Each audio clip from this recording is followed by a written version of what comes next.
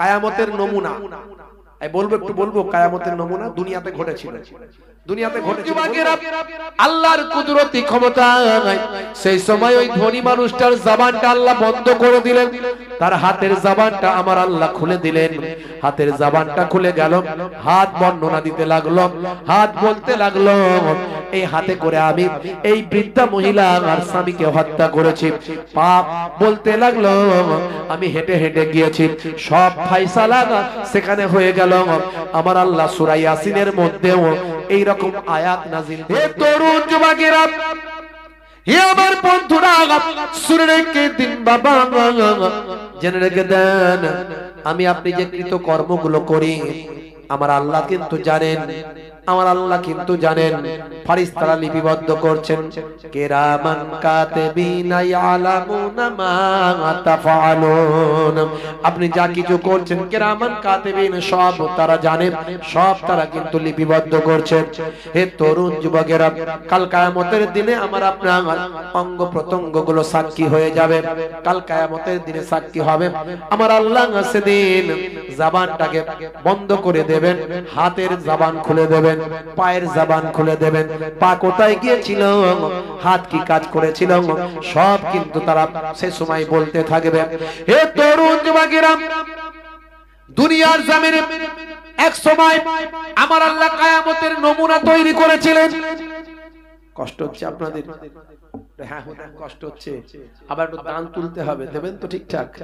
হ্যাঁ, কিন্তু সেদিন নমুনা হয়ে যাবে, কিয়ামতের নমুনা কি? জবান বন্ধ, হাত বলবে দান দিয়েছিলাম আল্লাহ, পা বলবে হেঁটে গিয়ে দিয়েছিলাম, পা বলবে হেঁটে গিয়ে মজলিসে এসেছিলাম। দেখুন নমুনাটা, দেখুন কিয়ামতের নমুনা। বলবো, একটু বলবো। কিয়ামতের নমুনা দুনিয়াতে ঘটেছিল, দুনিয়াতে ঘটেছিল বলবো। আচ্ছা, কারা কারা চান না হাত তুলে দেখান তো দেখি। ঝোঁকে ঝোঁকে, রাত হয়েছে তো। হে তরুণ যুবকেরা, খুবই সংক্ষেপ করে বলি, হে যুবকেরা শুনে রেখে দেন, জেনে রেখে দেন, হযরতে নবী দাউদ আলাইহিস সালামের জামানায় একজন ধনী লোক ছিলেন। ধনী লোক, তার একটা গরু ছিল, বড় বড় গরুটা সে যত্ন করত, বড় তার পছন্দের গরু। গরুটাকে ধনী মানুষটা বিভিন্ন অলংকারে সজ্জিত করে রাখত। হে তরুণ যুবকেরা, ওই গরুটা একদিন হারিয়ে যায়, ওই গরুটা একদিন হারিয়ে যায়। এমন সময় গরুর মালিক পেরেশান হয়ে যায়, ওই বড়লোক ধনী ব্যক্তিটা পেরেশান হয়ে যায়। গরুর মালিক,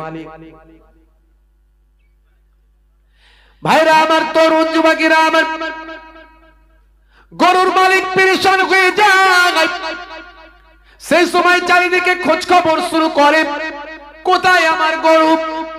হে তরুণ যুবকেরা, ওই সময় জঙ্গলের ভিতরে, গভীর জঙ্গলে একটা পরিবার বাস করত। একজন বৃদ্ধা মা আর তার একটা সন্তানকে নিয়ে সে বাস করত। কত বছর ছিল জানেন? 70 বছর সে জঙ্গলের ভিতর কাটিয়েছে। 70 বছর জঙ্গলের ভিতরে আমার আল্লাহ তাআলা ওই পরিবারকে কুদরতি খাবার খাওয়ান। ওই জঙ্গলের ভিতরে ওই বৃদ্ধা মা, হে তরুণ যুবকেরা, তার সন্তানকে নিয়ে 70টা বছর জঙ্গলের ভিতরে ইবাদত বন্দেগী করে। একটা হুজরা বানিয়ে আমার আল্লাহ তাদের জন্য কুদরতি খাবারের ব্যবস্থা করেছিলেন। তাদের ইবাদতের কারণে, ধরে না ভাই, ধরো না ভাই, বয়স্ক মানুষ এভাবে নামছে। হে তরুণ যুবকেরা, হে আমার বন্ধুরা, শুনে রেখে দিন, জেনে রেখে দিন, 70টা বছর কেটে গেছে। আমার আল্লাহ কুদরতি খাবার দিচ্ছেন। ঘরের হুজরার পাশ দিয়ে আল্লাহ কুদরতি একটা নাহার চালু করে দিয়েছেন। নাহার, কুদরতি নাহার একটা ঘরের পাশ দিয়ে, হুজরার পাশ দিয়ে একটা চালু করেছেন নাহার। এবং সেই হুজরার নাহারের, সেই নাহারের পাশে আমার আল্লাহ একটা আনার গাছ বানিয়ে দিয়েছেন। আনার গাছ, আনার মানে হলো বেদানা। এই বেদানা গাছ আল্লাহ দিয়েছেন। প্রতিদিন সকালবেলা ওই বেদানাতে, ওই বেদানা গাছে কয়েকটি বেদানা আল্লাহ কুদরতি ভাবে দান করেন। ওই কয়েকটি বেদানা ওই মা বেটা দুজন মিলে ভক্ষণ করে। আবার পরের দিন সকালবেলা আল্লাহ আবার বেদনা দিয়ে দেন। আবার মা বেটা ভক্ষণ করে, সারাদিন ইবাদত করে, সারাদিন নামাজ কালাম করে, তেলাওয়াত করে, জঙ্গলের ভিতরে, গভীর জঙ্গলে। ভালো করে একটু মনটা দিয়ে শুনুন হে তরুণ যুবকেরা, এইভাবে 70টা বছর কাটিয়ে দিয়েছেন। হে জওয়ান যুবকেরা, ওই ব্যক্তি পরলোক ধরিল। তার গরু হারানোর পরে সে এসেছে হযরতে দাউদ নবীর কাছে। দাউদ নবী তিনি নবী এবং বাদশা। দাউদ নবীর কাছে এসে বলে, হুজুর বিচারটা করতে হবে। আল্লাহর মাহবুব বান্দা বললেন, বাবা বিচারটা তোমার করব, তোমার গরুর ফয়সালা হবে, তবে কয়েকদিন পরে ওই যে ঈদের দিন আসছে, ঈদের দিন, ঈদের ময়দানে তোমার বিচারটা হবে, ঈদের ময়দানে ফয়সালা হবে। আর জনগণকে বলে দিও সেদিন একটা কায়ামতের নমুনা দেখা যাবে, কায়ামতের মাঠের, কায়ামতের দিনের অবস্থার একটা নমুনা সেদিন দেখা যাবে। হে তরুণ যুবকেরা, হে আমার বন্ধুরা, এমন সময় দেখতে পাওয়া যায় ওই গরুটা যে হারিয়েছিল, এই গরুটা খোঁজাখুঁজি চলছে, চারিদিকে লোকজন পাঠিয়েছে, কোথাও গরু খুঁজে পাওয়া যাচ্ছে না। একজন জাসুসি করা গোয়েন্দা মহিলা লাগিয়ে বলল, একটু চারিদিকে প্রত্যেকের ঘরগুলো খবর নাও।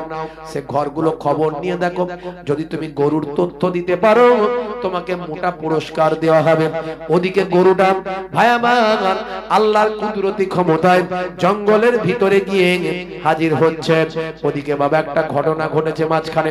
সে ঘটনাটা কি? সে ঘটনা হলো ওই বৃদ্ধা মহিলার সন্তান, ওই যে মানুষটি, লোকটি, সেই লোকটি প্রতিদিন আনার খেতে খেতে আর পানি খেতে খেতে সে বোর ফিল করছে। মাকে বলছে, মা আর প্রতিদিন একই খাবার আমি খেতে চাই না। কি করবে? বলছে, মাগো এই আনার দুটো চারটে তুলে নিয়ে চলে যাব, নিয়ে বাজারে যাব, বাজারে গিয়ে বিক্রি করে যে পয়সা পাবো সে পয়সা দিয়ে কিছু অন্য খাবার নিয়ে আসবো, নিয়ে এসে ওই খাবার খেয়ে একটু মুখের স্বাদটা পরিবর্তন করব। মা বলছে, বাবা এটা করতে যেও না, আল্লাহর কুদরতি, আল্লাহ আমাদের দান করছে, এই অবাধ্য হতে যেও না, আল্লাহ নারাজ হবে।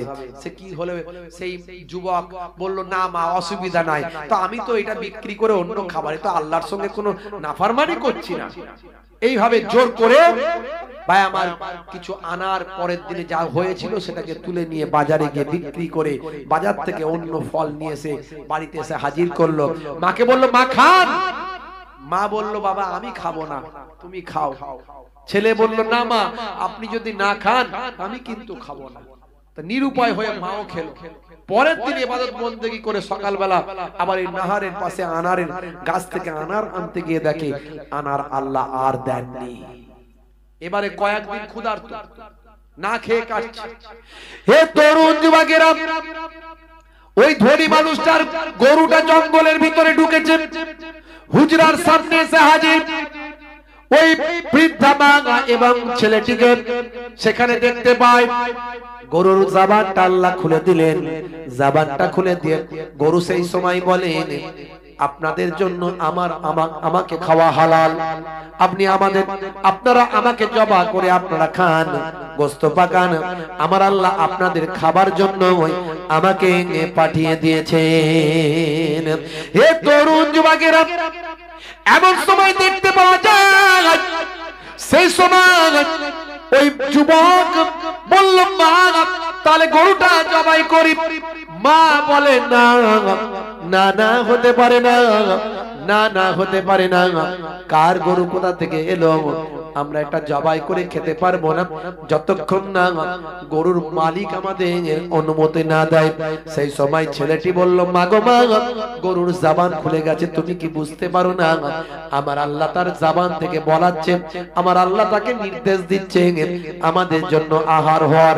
এমন সময় মা বলল, তাহলে সম্মতি দিলাম। আল্লাহর কুদরতি ক্ষমতায় ওই গরুটা জমিনে শুয়ে পড়লাম, সন্তানটি জবাই করে গোশত পাকানো শুরু করলাম। কয়েকদিন তারা আসুদা ভরে খেতে শুরু করল। এখন ওই যে মহিলা যে জাসুসি করছিল, সে খুঁজে খুঁজে খুঁজে খুঁজে জঙ্গলের ভিতরে এসে হাজির। এসে দেখে গরুর ছাল পড়ে আছে, কিছু হাড্ডি পড়ে আছে। হে তরুণ যুবকেরা, ওই মহিলা এমন সময় সব কিছু তথ্য জেনে নিল। জেনে নিয়ে ওই বড় লোক ধনী মানুষটার কাছে গিয়ে সব গোপন কথা বলে দিল, দিয়ে তার মোটা পুরস্কার নিয়ে নিল। সেই সময় ভাই আমার লক্ষ্য করা যায় ওই ধনী মানুষটা বিচার নিয়ে দাউদ নবীর কাছে আবার যায়। হুজুর, গরুর খবর পেয়ে গিয়েছি। কি খবর পেলেন? জঙ্গলের ভিতরে একটা পরিবার বাস করে, একজন বৃদ্ধা মহিলা এবং তার সন্তান। ওরা হলো চোর ডাকাত, যার যার পারে চুরি করে আর লুটপাট করে, নিজেরা খায়। এইভাবে আমার গরুটাকে তারা খেয়ে নিয়েছে, বিচার চাই। হে তরুণ যুবকেরা, হে আমার বন্ধুরা, হে আমার মুরব্বিয়ানেরা, শুনে রেখে দিন বাবা। এমন সময় দেখতে পাওয়া যায় হযরতে দাউদ আলাইহিস সালাম বললেন, বিচার তো করব বলেছি ভাই আমার ওই ঈদের দিনে, ঈদের ময়দানে তোমাদের বলেছি বিচার হবে, যা ফয়সালা হবে আর সেখানে হবে। আমি বলেছি তোমাদেরকে কিয়ামতের একটা নমুনা দেখাবো। এমন সময় কয়েকদিন পর ভাই আমার দোস্ত আমার হযরতে দাউদ নবী ওই মহিলা, বৃদ্ধা মহিলা এবং তার ছেলেকে ঈদের দিনে হাজির হতে বললেন। ওই ধনী মানুষটিকে বললেন, তুমিও হাজির হও।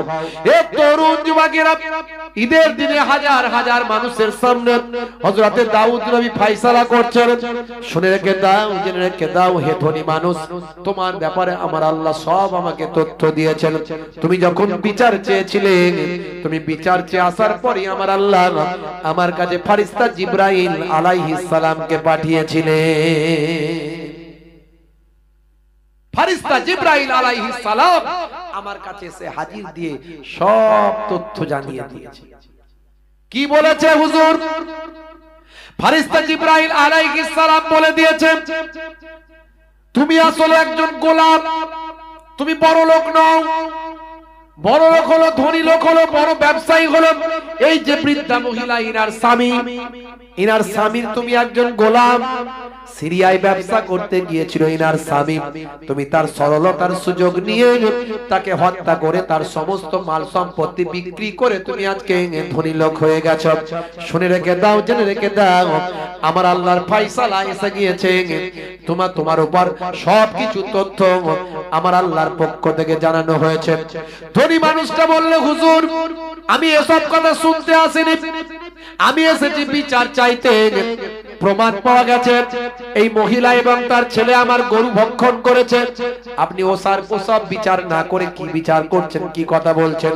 সে সময় হযরতে নবী দাউদ আলাইহিস সালাম বলেছিলেন, এই জবান তুমি বন্ধ হয়ে যাও, এই তোমার জবান আল্লাহ বন্ধ করে দিক, তোমার হাতের জবান খুলে দিক, তোমার পায়ের জবান খুলে দিক।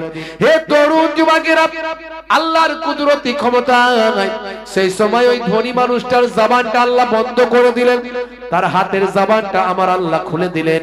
হাতের জবানটা খুলে গেল, হাত বর্ণনা দিতে লাগলো, হাত বলতে লাগলো, এই হাতে করে আমি এই বৃদ্ধা মহিলা আর স্বামীকে হত্যা করেছি।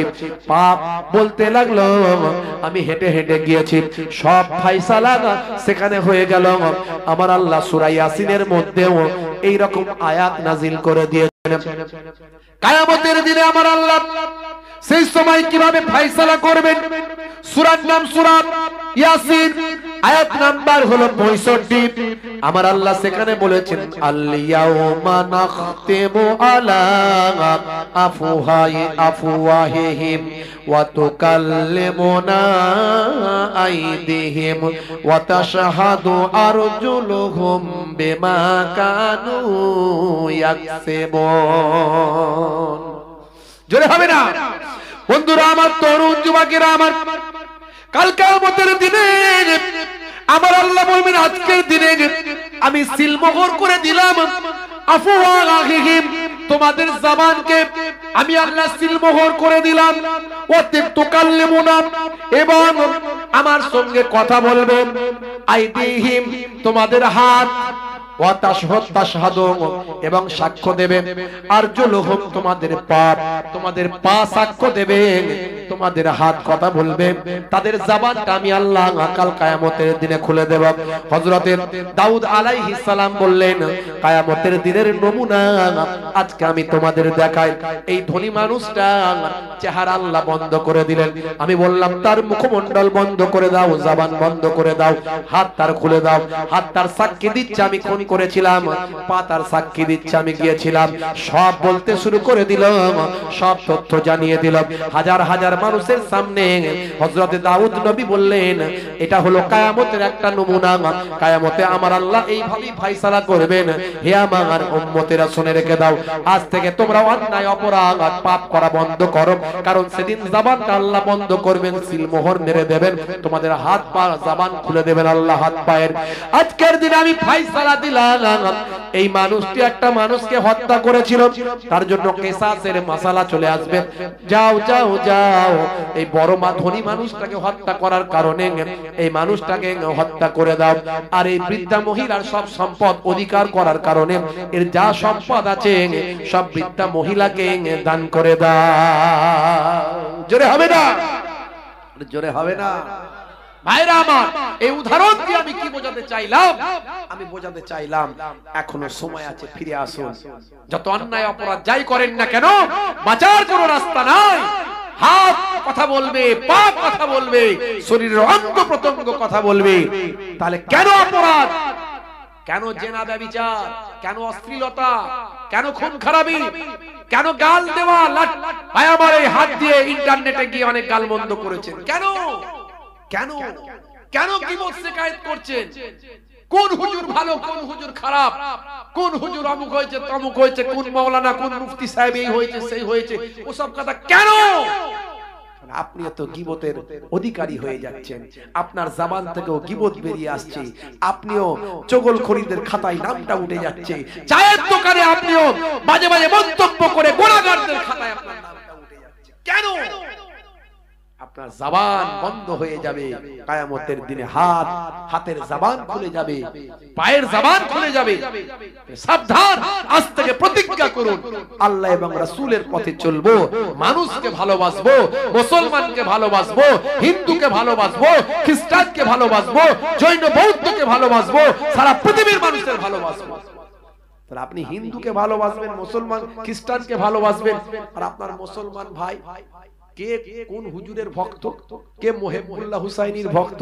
হে তরুণ যুবকেরা, হে আমার বড় বন্ধুরা, শুনে রেখে দিন বাবা, জেনে রেখে দেন, হে মুসলমান, আল্লাহর নবীর নির্দেশগুলোকে মান্যতা দিন, দয়ার নবীর সুন্নতের উপর চলুন। আল্লাহর নবী বলেছেন, হে দুনিয়ার মানুষ শোনো, হে দুনিয়ার মানুষ লক্ষ্য করো। আল্লাহর নবী বললেন, হাক্কুল মুসলিমি আলাল মুসলিমে খামস, মুসলমানের উপর মুসলমানের 5টা হক। রাদ্দুস সালাম, সালামের জবাব দেবে। যখন বিমারি মানুষ দেখতে পাবে, অসুস্থ মানুষ, পাড়া প্রতিবেশী, মুসলমান হোক, হিন্দু হোক, খ্রিস্টান, জৈন হোক, আপনার প্রতিবেশী ভাই একজন অসুস্থ, অসুস্থ মানুষকে একটু দেখভাল করতে যাবে, খোঁজ খবর নিতে যাবে। অসুস্থ মানুষকে দেখভাল দেখাশোনা করতে যাওয়াতে তোমার যাতায়াতের পথে আল্লাহর মালাইকা ফারিস্তারা তোমার গুনাহ মাফির জন্য আমিন আমিন করে দোয়া চায়। হে তরুণ যুবকেরা, হে আমার বন্ধুরা, কোন জানাজার, কোন যদি জানাজা হয়, জানাজায় গিয়ে অংশ নেবে, জানাজায় শরীক হবে, এটা মুসলমান মুসলমানের উপর হক। হে তরুণ যুবকেরা, হে আমার মুরব্বিয়ানেরা, ভাইরা আমার, তরুণ যুবকেরা আমার, বন্ধুরা আমার, তোমরা শুনে রেখে দেন। তবে জানা যায় যদি আপনি শরীক হতে না পারেন গুনাহ হবে না। এখানে কিছু মানুষ শরীক হলি সারা গ্রামের হক আদায় হয়ে যায়, কিন্তু কেউ যদি শরীক না হয় সারা গ্রাম গুনাহগার হয়ে যায়। বন্ধুরা আমার, বন্ধুরা আমার, তরুণ যুবকেরা আমার, তবে জানা যায় যদি আপনি শরীক হতে পারেন, মনে রাখবেন উহুদ পাহাড় পরিমাণ সব আমার আল্লাহ আপনার নামাজ আমলে দান করে দেন। এটা হলো মুসলমান মুসলমানের উপর হক। ওয়াইজাবাতুদ দাওয়াত, দাওয়াত গ্রহণ করা। আপনাকে যদি কোনো ভাই দাওয়াত দেয়, আমন্ত্রণ জানায়, আপনি চেষ্টা করবেন তার আমন্ত্রণ রক্ষা করার। এতে সম্পর্ক বাড়বে, ভ্রাতৃত্ব বাড়বে, নিজেদের মধ্যে বন্ধুত্ব, পরস্পর সম্পর্ক, মহাব্বত, ভালোবাসা, আত্মিক সম্পর্ক তৈরি হবে। এই দাওয়াত গ্রহণ করা, এটাও হলো মুসলমানের হক।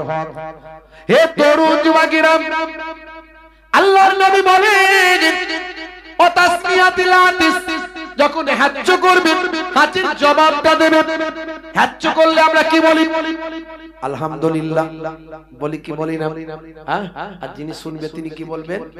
ইয়া রাহমাকাল্লাহ বা ইয়া রাহমাকুমুল্লাহ, তোমার উপর আল্লাহ রহম করুন বা তোমাদের উপর আল্লাহ রহম করুন। কারণ হ্যাচ্ছ এমন একটা জিনিস, যখন কেউ হ্যাচ্ছ করে, আপনার যদি বন্ধু হয় পরীক্ষা করে দেখবেন, এই হ্যাচ্ছ করতে গেল আর আপনি মুখের সামনেটা ডাক করে দিলেন, ব্যাস দিয়ে দেখবেন তার কি অবস্থা হচ্ছে।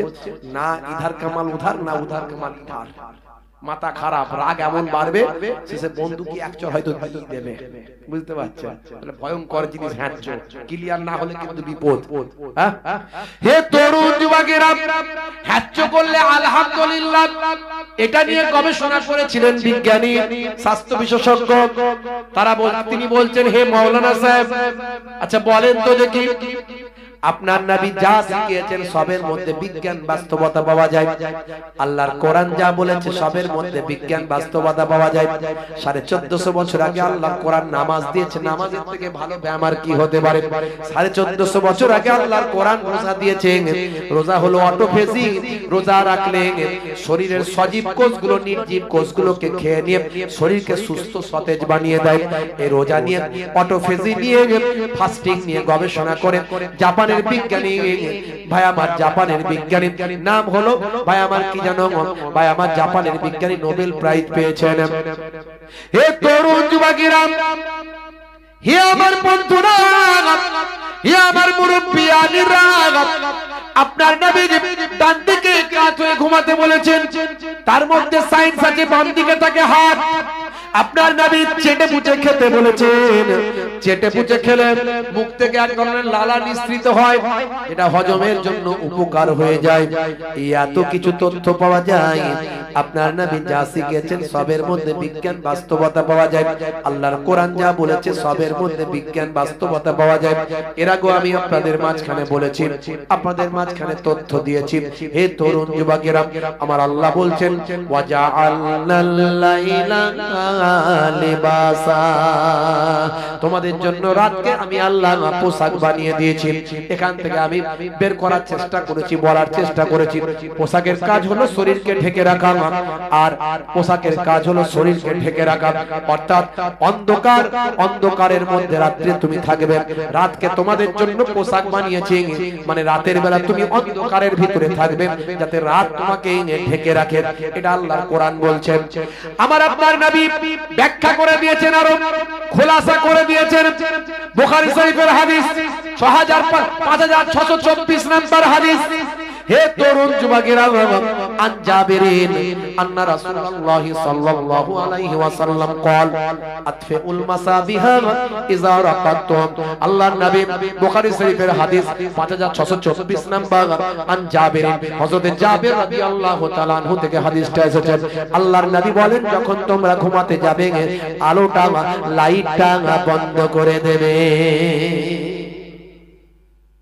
স্বাস্থ্য বিশেষজ্ঞরা বলছে মাথা থেকে 5 ধরনের হরমোন নিঃসৃত হয়, কম বেশি 5 ধরনের হরমোন নিঃসৃত হয়। কিন্তু মানুষটা যখন ঘুমিয়ে থাকে, গভীর ঘুমে আচ্ছন্ন থাকে, এবং পরিবেশটা যদি অন্ধকার থাকে, চোখ যদি সিগন্যাল দেয় ব্রেনকে যে পরিবেশ অন্ধকার, তখন মাথা থেকে, মাথার পেছন সাইড থেকে একটা হরমোন নিঃসৃত হয়, যে হরমোনটার নাম হলো মেলাটোনিন। এর আগে আমি বলেছি, ইন্টারনেটে আছে, দেখবেন। মেলাটোনিন হরমোন, এই হরমোনটা বের হয়ে রক্তের সঙ্গে মিশে যায়, মিশে গিয়ে শরীরকে ক্যান্সারের মতো ভাইরাস, জীবাণু থেকে প্রোটেক্ট করে, রক্ষা করে। জোরে বলুন সুবহানাল্লাহ। 1450 বছর আগে ক্যান্সার কি জিনিস লোকে জানতই না, কিন্তু আমার আল্লাহ তো জানেন, আমার নবীকে আল্লাহ জানিয়েছেন, আমার নবী বলে দিয়েছেন। আজকের যুগে বিজ্ঞান আর বাস্তবতায় প্রমাণিত হয়। জোরে বলুন সুবহানাল্লাহ। হে তরুণ যুবকেরা, মাওলানা সাহেব বলছে কি বলছে? আচ্ছা বলুন তো, স্বাস্থ্য বিশেষজ্ঞ মাওলানা সাহেবকে বলছে, মাওলানা সাহেব আপনার নবী হ্যাজ্জ করে আলহামদুলিল্লাহ কেন বললেন? এর কি ব্যাখ্যা আছে? সবের মধ্যে সায়েন্স পাওয়া যায়, বিজ্ঞান পাওয়া যায়, বাস্তবতা পাওয়া যায়, এর মধ্যে কি বাস্তবতা আছে? মাওলানা সাহেব বলল, এটা আমার দরকার না, এটা তো আপনার দরকার। আমার নবী যেটা বলেছেন সেটা আমি মানি, কিন্তু কি আছে সেটা আপনি বের করুন। হে তরুণ যুবকেরা, হে আমার বন্ধুরা, হে আমার মুরব্বিয়ানেরা, শুনে রেখে বাবা। এমন সময় মাওলানা সাহেবকে জিজ্ঞাসা করা, আচ্ছা বলুন তো মাওলানা সাহেব আলহামদুলিল্লাহ মানে কি? আলহামদুলিল্লাহ মানে মাওলানা সাহেব বললেন সমস্ত প্রশংসা মহান আল্লাহর। আচ্ছা মাওলানা সাহেব বলেন তো দেখি আপনারা কখন আলহামদুলিল্লাহ বলেন? মাওলানা সাহেব বললেন যখন আমরা কোনো কিছুতে খুশি হয়ে যাই, আনন্দিত হয়ে যাই, তখন আমরা আলহামদুলিল্লাহ বলি।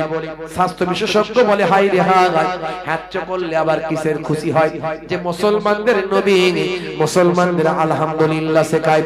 এ তরুণ যুবকেরা, দেখা যাক এর মধ্যে কি খুশি আছে। ল্যাবরেটরিতে চলে গেলেন স্বাস্থ্য বিশেষজ্ঞ, বিজ্ঞানী, সায়েন্টিস্ট ভাই আমার, চলে গেলেন ল্যাবরেটরিতে গিয়ে হ্যাজ্জ নিয়ে গবেষণা করলেন। হ্যাজ্জ নিয়ে গবেষণা করে কয়েকদিন পর বের হয়েছে, বললেন মাওলানা সাহেব আপনার নবী ঠিকই শিখিয়েছেন, আপনার নবী যা শিখিয়েছেন, নবী তো মহাবিজ্ঞানী, কারণ তিনি তো আর ভুল শেখাবেন না। প্রমাণ হয়ে গেছে। কি প্রমাণ হলেন? যখন হ্যাজ্জ করে মানুষ শরীর থেকে অনেক জীবাণু বের হয়ে যায়, তার খুশিতে আমার নবী আপনার নবী আলহামদুলিল্লাহ শেখায়। জোরে হবে না? আমি এগুলো কেন বলছি জানেন? এগুলো এই জন্যই বলছি আপনার ঈমানকে মজবুত করার জন্য, কারণ ঈমান আমাদের দুর্বল হয়ে পড়েছে। এগুলো এই জন্যই বলছি কোরআন এবং হাদিস থেকে, যে আপনি বিশ্বাস করুন কোরআন সত্য, আপনি বিশ্বাস করুন নবী সত্য। আর যদি সত্য হয় তাহলে আপনি বেনামাজি কেমন করে বলুন? যদি সত্য হয় কোরআন, যদি সত্য হয় আল্লাহ সত্য, কোরআন যদি সত্য হয় নবী সত্য, নবী যদি সত্য হয় হাদিস সত্য, হাদিস যদি সত্য হয় নবী সত্য, তাহলে আপনি কেমন করে বেনামাজি হতে পারেন আমাকে বলুন? কেমন করে নবীর সুন্নাত ছাড়তে পারেন আপনি বলুন? আলহামদুলিল্লাহ এই ওয়াজগুলো আমি করি, আমাকে প্রতিদিন কম বেশি কয়েকজন করে আমাকে ফোন করে, কম বেশি কয়েকজন করে ফোন করে, হুজুর আপনার ওয়াজ শুনে আমি হেদায়েত হয়ে গেছি, নামাজি হয়েছি, কেউ বলে দাড়িওয়ালা হয়েছি, কেউ বলে নেশামুক্ত জীবন যাপন করছি, হুজুর আপনার ওয়াজ শুনে আমি সুন্নাত রেখে দিয়েছি, এইভাবে আমাকে বলে। আলহামদুলিল্লাহ আমার ওয়াজ করা সার্থক, আমার আগ্রহ আরো বেড়ে যায়। আমি চেষ্টা করি বারবার এরকম তথ্যগুলো খুঁজে খুঁজে বের করার এবং মানুষের কাছে বলার। ভাইরা আমার, আজ থেকে প্রতিজ্ঞা করুন যে আমি যদি সত্য বলে মনে করি তাহলে আজ থেকে নামাজ ছাড়বো না, নামাজ ছাড়বো না। হে তরুণ যুবকেরা, হে আমার বন্ধুরা, হে খিদিরপুরের মানুষেরা, এই মাইক ম্যান কোথায় গেল? কি হচ্ছে এরকম মাঝে মাঝে? মাইক ম্যান ঘুমিয়ে পড়লো নাকি? কইছে মাইক ম্যান সাহেব, আরে তোমার প্রশংসা করে দিলাম আর মাইক খারাপ করে দিচ্ছ কেন? কোথায় গেল মাইক ম্যান ভাই? এরা মাঝে মাঝে ক্যাঁ করে রয়ে যাচ্ছে, ক্যাঁ শেষে ক্যাঁ করে রয়ে যাচ্ছে। দরুদ শরীফ আল্লাহুম্মা সাল্লি আলা।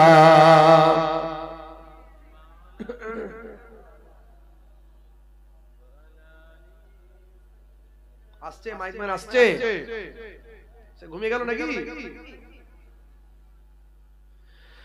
আমাদের প্রভু এক, এক নবীর উম্মত, জীবন বিধান এক, ওই শ্রীবাণী কোরআন।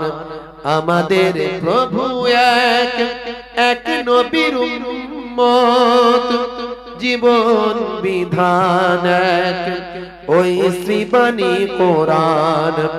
তবে কেন এক নও হে মুসলমান, এক করি আহ্বান। তবে কেন এক নও হে মুসলমান, এক করি আহ্বান। বাইতুল্লাহ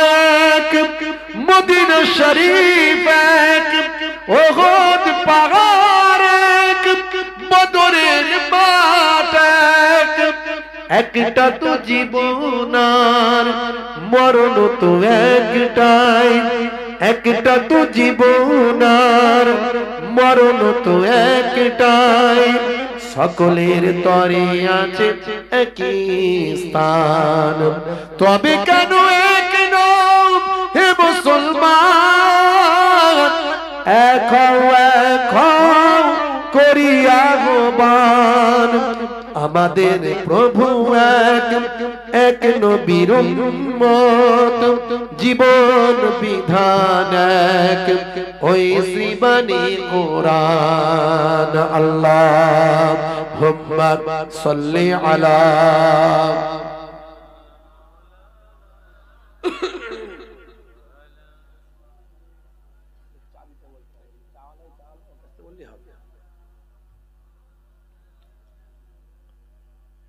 হে তরুণ যুবকেরা, খুবই সংক্ষেপ করে বলবো, মুসলমান এখনো সময় আছে, হেদায়েত হয়ে যান।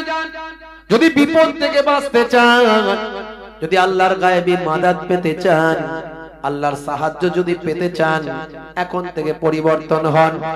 আপনাকে তওবা করতে হবে, আপনার তওবা আল্লাহ কবুল করে নেবেন। আমার আল্লাহ কোরআন মাজিদের ভিতরে বলেন, ইয়া আইয়ুহাল্লাযীনা আমানু তুবু ইলাল্লাহি তাওবাতান নাসুহা। অন্তর থেকে তওবা করলে আমি আল্লাহ জীবনের গুনাহ maaf করে দিই। অন্তর থেকে তওবা করলে maaf করেন কে? তোমরা তাওবাতান নাসুহা করো, অন্তর থেকে তওবা করো। কে বসিরহাটের ওই মাওলানার ভক্ত, কে অমুকের ভক্ত, তো কি হয়েছে হোক, যে যার ভক্ত হয় হোক না। আপনি সবাইকে ভালোবাসবেন, সবাইকে মহব্বত করবেন। আপনার যাকে মন চায় না তার কাছে যাবেন না। আমি অনেকের সঙ্গে জলসা করি না, আমাকে অনেকে কোশ্চেন করে, চ্যালেঞ্জ করে, কেন নেবে না? দূর ভাই, আমি কি তোমার বাঁধা গোলাম নাকি? আমার মন যায় না, নি না। এটা আমার ব্যক্তিগত পার্সোনাল ম্যাটার। এটা ইসলামে এখতিয়ার দেওয়া হয়েছে, আমার ব্যক্তিগত অধিকার দেওয়া হয়েছে। আমি কোন জায়গায় যাব, খিদিরপুরে জলসা নেব কি নেব না, এটা আমার এখতিয়ার আল্লাহ দিয়েছে। এখানে আমি যদি বলি খিদিরপুরে আমি যাব না, কেন যাব না আমি বলতে পারবো না। আমার মন যায়নি, যাব না। এখানে তোমার চার্জ করার অধিকার নাই। কেন আবু হুজুরের সঙ্গে দাওয়াত নেবেন না, ওই বক্তার সঙ্গে কেন দাওয়াত নেবেন না? না ভাই, আমার মন চাই না, আমি তার বিরুদ্ধে আমার কোনো কমপ্লেন নাই, আমি গালমন্দ করি না। একটা কটূক্তি তার বিরুদ্ধে আমাকে শুনতে পাবেন না আমার জবান থেকে, একটা কটূক্তি আমার জবান থেকে শুনতে পাবেন না কারো বিরুদ্ধে। কারণ অনেকে আবার আমাকে বলে, একটু একটু না বললে হয়, বলতে হবে, একটু এই করতে হবে। এরা বলে ওদের বিরুদ্ধে বলো, ওরা আবার ওদের বিরুদ্ধে বলে। আমি বলি কারো বিরুদ্ধে বলতে পারবো না, কারো বিরুদ্ধে বলতে পারবো না। যাদের কথা বলছো তারা সব জ্ঞানী মানুষ, তারা সব জ্ঞানী, সব জানে, তারা সব জ্ঞানী মানুষ। তারা আল্লাহর কাছে তাদের বলে দেবে কেন তারা বলেছে, কি করেছে না করেছে। আমি ভাই কারো কথা বলতে পারবো না। আমার কাউকে পছন্দ হয় না, আমি তার সঙ্গে থাকি না, মিটে গেল ঝামেলা। ভাইরা আমার, আখিরি জামানা আমি বলি তাই। যারা বলেন যে আমাকে ভাইজান ভাইজান করেন, যারা আমাকে বলেন ভাইজান আপনাকে ভালো লাগে, আমি বলি সাবধান, যদি আমাকে ভালোবাসেন তাহলে অন্তত আমি যে থিওরিটা ফলো করি সেটা ফলো করুন, বাঁচবে। কঠিন পরিস্থিতি, সকালবেলা আল্লাহর নবী বলেন সকালবেলা মুসলমান ঈমানদার থাকবে, সন্ধ্যাবেলা কাফের। يصبح الرجل مؤمنا ويمسي كافرا ويمسي مؤمنا ويصبح كافرا يبيع دينه بعرض من الدنيا। মানুষ সকালবেলা মুমিন থাকবে, সন্ধ্যাবেলা কাফের হয়ে যাবে, সন্ধ্যাবেলা কাফের থাকবে, সকালবেলা মুমিন হয়ে যাবে। তারা দিনকে বিক্রি করে দেবে দুনিয়ার স্বার্থে। আমার গদির জন্য, আমার চেয়ারের জন্য, আমার হুজুরির জন্য, আমার মাওলানাগিরির জন্য, আমার পীরগিরির জন্য আমাদের ঈমানটাকে, দ্বীনটাকে আমরা বিক্রি করে ফেলবো। আখেরি জামানা কঠিন।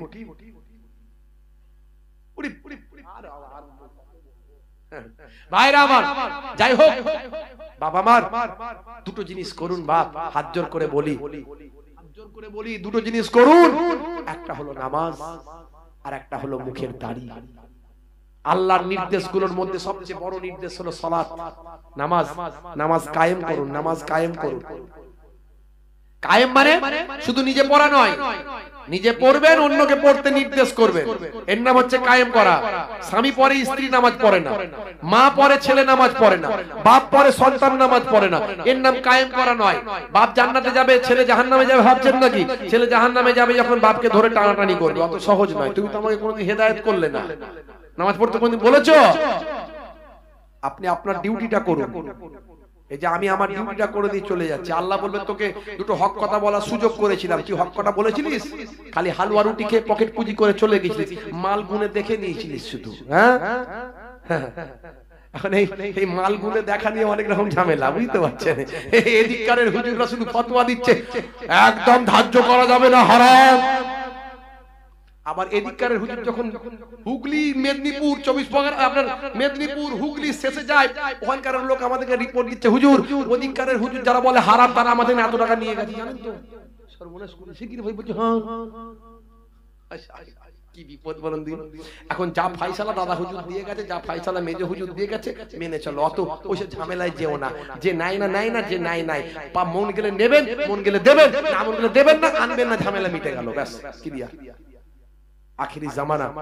ভাইরা আমার, দুটো কাজ করুন, একটা হলো নামাজ, আর একটা হলো মুখের দাড়ি। সুন্নত গুলোর মধ্যে সবচেয়ে বড় সুন্নত হলো মুখের দাড়ি। বড় সুন্নত হলো মুখের দাড়ি। সমস্ত নবীদের সুন্নত মুখের দাড়ি। আমি অনেক সুন্নতের কথা বলি, কিন্তু সবচেয়ে বড় সুন্নত মুখের দাড়ি। এখন অনেকে দাড়ি রাখতে লজ্জা পায়। আমি বলি বিরাট কোহলি মুখে দাড়ি আছে, আছে না নাই? হরভজন সিং এর মুখে দাড়ি আছে, লিওনেল মেসির মুখে দাড়ি আছে, ভারতের প্রাক্তন প্রাইম মিনিস্টার মনমোহন সিংজির দাড়ি ছিল অনেক বড়, বর্তমান প্রাইম মিনিস্টার মিস্টার মোদিজির মুখেও দাড়ি আছে, আছে না নাই? হ্যাঁ, দাড়ি এখন ফ্যাশন, দাড়ি এখন সৌন্দর্য। কিন্তু তুমি যদি বলো যে দাড়ি সৌন্দর্যের জন্য রেখেছি, ফ্যাশন দাড়ি রেখেছি, ওই দাড়ির দাম আল্লাহর দরবারে 1 পয়সাও না। আর যদি বলো দাড়িটা আমি ওই ছোট ছোটই রেখেছি, কিন্তু নবীর সুন্নত মনে করে রেখেছি হুজুর, হতে পারে ওই দাড়িটা তোমার এত মূল্যবান হতে পারে, তুমি কবরে যাওয়ার পরে মুনকার নাকির ফেরেশতা যখন বলবে মান রব্বুকা, দেখতে পাবে নবীর সুন্নত বলে মুখে দাড়িটা রাখা, হতে পারে ওই দাড়িটাই হবে নাজাতের জারিয়া। জোরে হবে না? দুটো জিনিস নিয়ে বাড়ি চলে গেলে জীবন ধন্য হবে। 70% অন্যায় অপরাধ আপনার কাছ থেকে সরে পালিয়ে যাবে। একটা হলো নামাজ, 2 নাম্বার হলো দাড়ি। বলুন ইনশাআল্লাহ, বলুন ইনশাআল্লাহ। হাত তুলে দেখান তো কারা কারা নামাজি হবেন, হাত তুলে দেখান। অনেকে তুলছেন না, তার মানে কি নামাজি হব না? একটু হাত তুলে দেখান। ক্যান্সার আল্লাহ দিতে পারে না? একটু হাতটা তুলে রাখবেন। ক্যান্সার আল্লাহ দিতে পারে না, টিউমার প্যারালাইজ হতে পারে না, হার্ট অ্যাটাক হতে পারে না। হে যুবক, তুমি আজ বেঁচে আছো, কাল বেঁচে নাও থাকতে পারো। প্রতিজ্ঞা করো, হাত নামান, প্রতিজ্ঞা করেন নামাজি হয়ে যাবেন। দাঁড়িয়ে নামাজ পড়তে পারেন না, বসে পড়ুন। বসে পড়তে পারেন না, শুয়ে পড়ুন। অনেক নামাজ পড়তে পারেন না, ফরজ ওয়াজিবটা পড়ুন, সুন্নতে মুআক্কাদাটা পড়ুন, পড়ে নিয়ে ঘুমান। নামাজ ছাড়বেন না। খেতে দেরি হলে খাবারটা যেন যখনই পাই তখনই খাই। নামাজে যদি কাজা হয়ে যায়, যখনই সুযোগ আসবে তখনই নামাজটা কাজাটা পড়ে নিন, জীবনটা ধন্য হবে। বাবা আমার নানা জান ছোট হুজুর কেবলা বলতেন, বাবা রেগে গিয়ে বলতেন নামাজের কথা বলতে বলতে, কি দিয়ে বোঝালে বুঝবে বাবা? ঝুড়া আর কোদাল দিয়ে বোঝাবো? হ্যাঁ, ঝুড়া আর কোদাল দিয়ে বোঝালে বুঝবে? আমার দাদা জান পীরনগরী হুজুর পীর কেবলা রাহমাতুল্লাহ আলাইহি বলতেন, বাবা দিনে রাতে 5 বার নামাজ পড়তে, 5 বার নামাজ পড়তে 12 মিনিট করে সময় দিলে 1 ঘন্টা, 1 ঘন্টায় 5 বারের নামাজ, 5 ওয়াক্তের নামাজ পড়তে 1 ঘন্টা লাগে। 1 ঘন্টা নামাজে দিলে 23 ঘন্টা কামিয়াবি করবেন আল্লাহ। তুমি কি চাও না তোমার 23 ঘন্টা কামিয়াবি হোক? আল্লাহ নিজেই তো বলেছেন, হাইয়া আলাস সালাহ, এসো নামাজের দিকে এসো, এলে কি হবে? হাইয়া আলাল ফালাহ, আমি আল্লাহ তোমাকে কামিয়াবি দান করে দেব। কামিয়াবির দিকে এসো, কল্যাণের দিকে এসো। জি হ্যাঁ ভাইরা আমার, আজানে আছে 12টা লাইন, তার মানে 12 মাস নামাজ। আজানে আছে 50টা শব্দ, তার মানে 5 ওয়াক্ত নামাজে 50 ওয়াক্তের সওয়াব। আজানে আছে 17টা অক্ষর, তার মানে ভাই আমার 17টা অক্ষর আজানে আছে, তার মানে ভাইরা আমার তরুণ যুবকেরা আমার 17 রাকাত ফরজ, 2 রাকাত ফজরের, 4 রাকাত জোহরের, 4 রাকাত আসরের, আর 3 রাকাত মাগরিবের, 4 রাকাত ইশার, মোট 17 রাকাত। আজান আর নামাজ এত সুন্দরভাবে বিজ্ঞানসম্মতভাবে সেটিং করা আছে, আপনি গবেষণা করলে অবাক হয়ে যাবেন। তাই আজ থেকে নামাজ পড়ুন আর আপনি সুন্দর জীবন উপভোগ করুন। ওয়াক্ত যে হলো ওযু করো, মসজিদে চলো, খোদার হুকুম পালন করো, নামাজটা পড়ো। ওয়াক্ত যে হলো ওযু করো, মসজিদে চলো, দিন রাত 5 ওয়াক্ত নামাজ পড়লে পাবে ভাই জান্নাত। জোরে হবে না? ফজরের সময় হলে মসজিদে যাও তুমি চলে, থেকো না বিছানায় শুয়ে, খোদা দেন রহমত ঢেলে। জোহরের সময় হলে কাজটা দাও তুমি ছেড়ে, কিছু সময় দাও নামাজে, সফলতা আসবে চলে।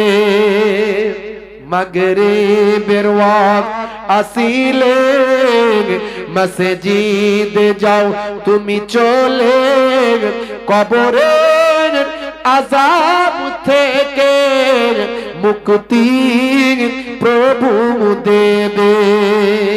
ওয়াক্ত যে হলো ওযু করো, মসজিদে চলো, খোদার হুকুম পালন করো, নামাজটা পড়ো।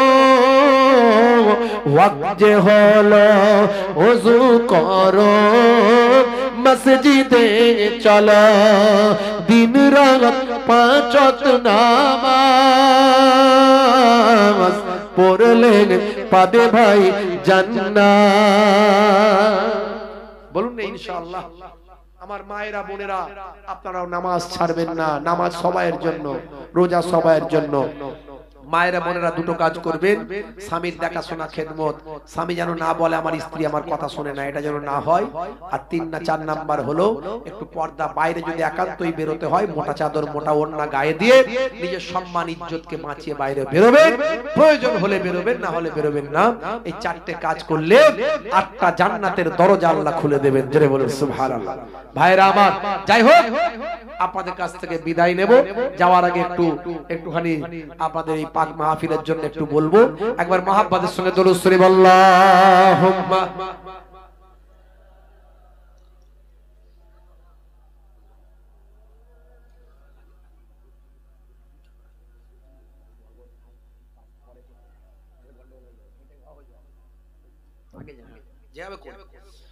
ভাইরা আমার, আল্লাহর কোরআন বলছে মান জাআ বিল হাসানাতে ফালাহু আসরু আমসালিহা, বান্দা 1 দিলে আমি আল্লাহ 10 দেব।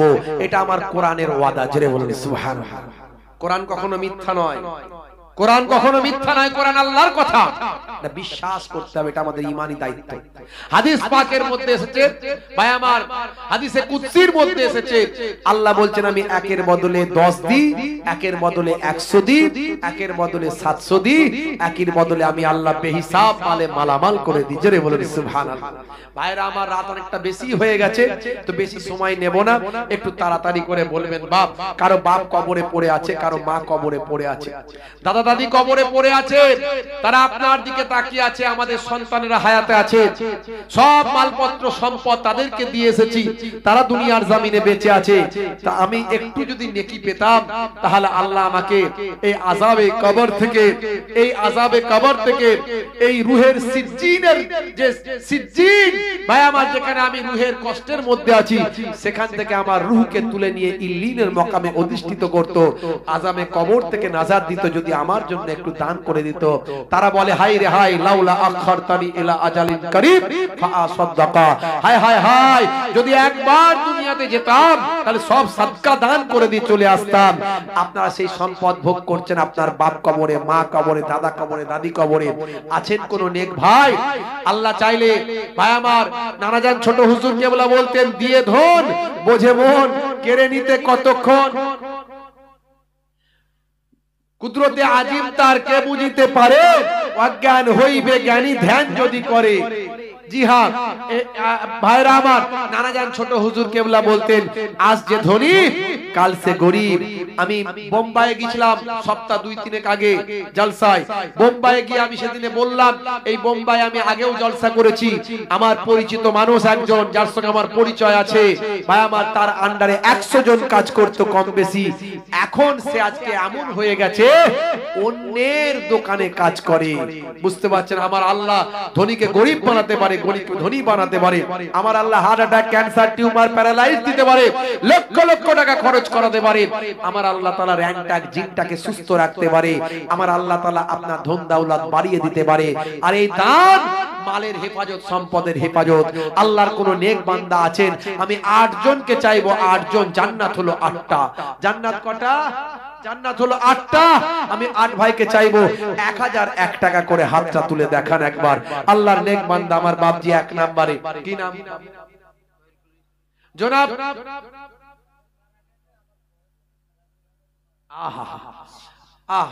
আমার বাপজি হাত তুলেছে 1 নম্বরে। আমি সবাইয়ের জন্য দোয়া চাইবো, তরিকুল ভাইয়ের জন্য দোয়া চাইবো। 2 নম্বরে ওখানে ভাই কি নাম? জনাব রবিউল সাহেব 2 নম্বরে, মাশাআল্লাহ। 3 নম্বরে কি নাম ভাই বলেন? জনাব ইসমাইল ভাই 3 নম্বরে। বলুন মারহাবা, নারে তাকবীর। 4 নম্বরে কে আছেন হাত তোলেন। আমি 8 জনকে চেয়েছি, জান্নাত 8টা। মাশাআল্লাহ। আমার ভাই কি নাম? সুবিদ আলী সাহেব 4 নম্বরে। জোরে বলুন মারহাবা, নারে তাকবীর। মাশাআল্লাহ। 5 নম্বরে কে আছেন হাত তোলেন। মাশাআল্লাহ মাশাআল্লাহ, একটু হাত তোলেন। 5 নম্বরে কে আছেন? কি গো? আল্লাহর বান্দা, ধনী জ্ঞানী ভাই, কারবারি, ব্যবসায়ী। আপনার সম্পদ সব আপনার নয়, এখানে দ্বীনের ইসলামের হক আছে। এখানে আপনাকে